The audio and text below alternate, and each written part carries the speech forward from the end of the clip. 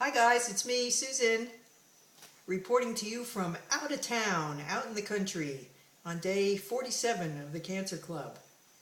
I'm thrilled that I was feeling well enough to be able to leave town and drove. It's a fairly long drive where I'm at, uh, but I have really felt good all day.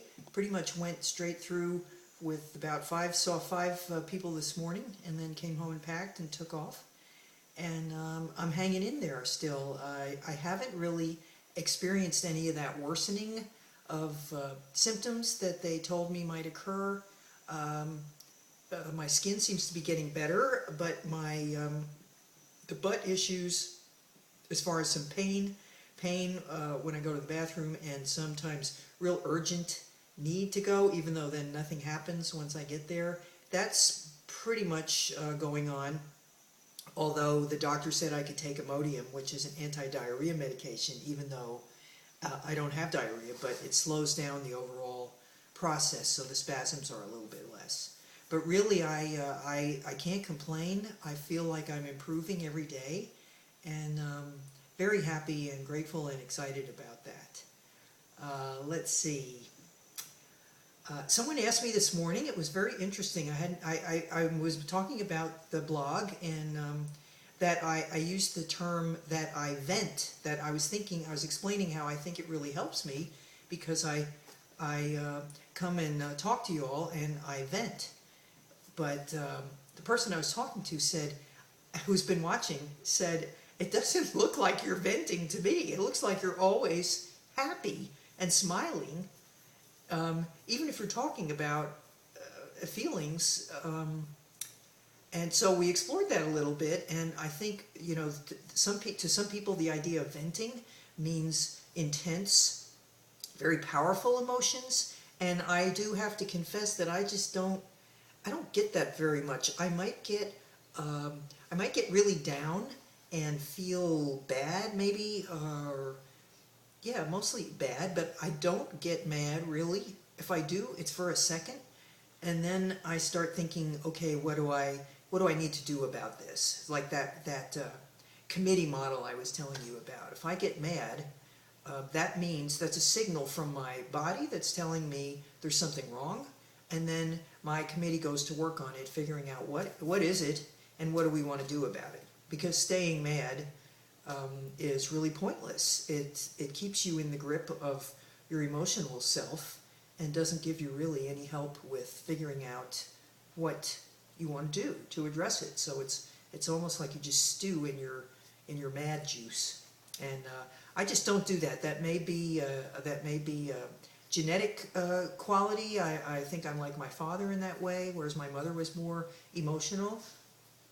I've kind of always been this way, but I also think that as long as I've been studying and learning, especially lately, about coping with emotions, about releasing expectations and the need to control situations, it just doesn't happen anymore. I'm always thinking about, it always occurs to me how things could be worse, so I'm never really in a very much or very long in a woe is me kind of deal. So I don't know. I think I'm being as honest as I can be. I will tell you one situation where I get mad, and it happened on the way out here, so it's fresh in my mind, and it happens to me at home too. If you had a little camera posted in my vehicle, you might see another side of me, a more shocking. Now I would never like actually yell at somebody, so they could see me, or track them down or give them the finger or something like that. I don't do that, but I will very comfortably vent my opinion about someone who I think is driving in an idiotic manner to myself in my car. No one's there. If someone was there, I might be saying something, but it would be much more controlled. When I'm by myself, however, I let it fly. My favorite one is, could you go any slower, possibly? Maybe you can try to see if you can go slower. And then, of course, you're texting, I knew it. Or get off your freaking phone, which is hilarious to me because I will talk on my phone sometimes, but that's an entirely different situation. That's understandable and necessary, whereas someone else doing it, if it makes them go slow, is not acceptable. I remember back in New York, where I lived in New York City was all the way on the west side of Manhattan, and my office was all the way on the east side. So every morning to go to work, I would get the crosstown bus. And so I was just about at the first stop. I think I was at the first stop. So nobody on the bus except me and whoever else got on at that stop. And then as you go across town, the population increases, more and more people get on, and then you continue across town, and all the people start getting off, and you're just about the only one left at the other end. And I remember one day there was a guy who looked like, I don't know if he was homeless, he looked like he was mentally ill, and he was sitting in the back of the bus and doing gestures and talking to himself and talking to imaginary people. And so I was watching him. And then we got to the first stop, and some people got on. And nobody was sitting near him. He was all the way in the back. The bus was pretty empty. But as each stop progressed, he got more and more calm. He contained himself more and more. His gestures got less. His muttering got quieter. And pretty soon, when the bus was at its most crowded, he was just sitting there quietly in the very back. Then as people started getting off, his stuff started coming out again. And by the end of the crosstown route, he was in full flower again. And I remember thinking, you're crazy, but you're not stupid. You know that if you do that in front of a lot of people, you probably get kicked off the bus. And you don't want to, so you're able to control it when it makes sense to you and in terms of your own preservation. And I don't know why that's always stuck with me, as you can have your own idiosyncratic way of viewing the world, but you're still a part of the world, and learning how to be appropriate when you have to be, not because you even necessarily want to be, but just because you don't want to mess things up for yourself. That's part of the social learning that we all do. I guess, where did that story come from? I guess I was saying that in my vehicle, if I had Cameron in the car with me, I might say some things, but I would tone down my language. I would not use such inappropriate, grown-up language if he was there.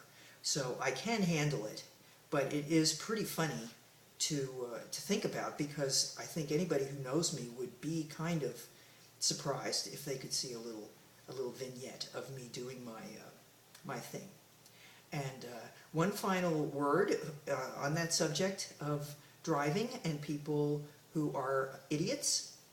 Having just spent over an hour on Interstate 10, I would ask you to look around you if you're driving, well, even if you're on 1604 or wherever you are, 35 or 10, any highway.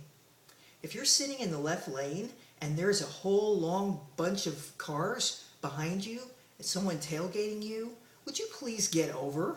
You're going too slow, okay? It doesn't matter if you're going the speed limit. You're still going too slow. And it's a matter of being inconsiderate. Although some people, I remember my father-in-law used to be one of them, he would sit in the left lane, go, at that time the speed limit was 55, he'd go 55 and say, I'm going the speed limit, I'm not getting over, it's their problem if they want to go faster. Okay, please don't do that.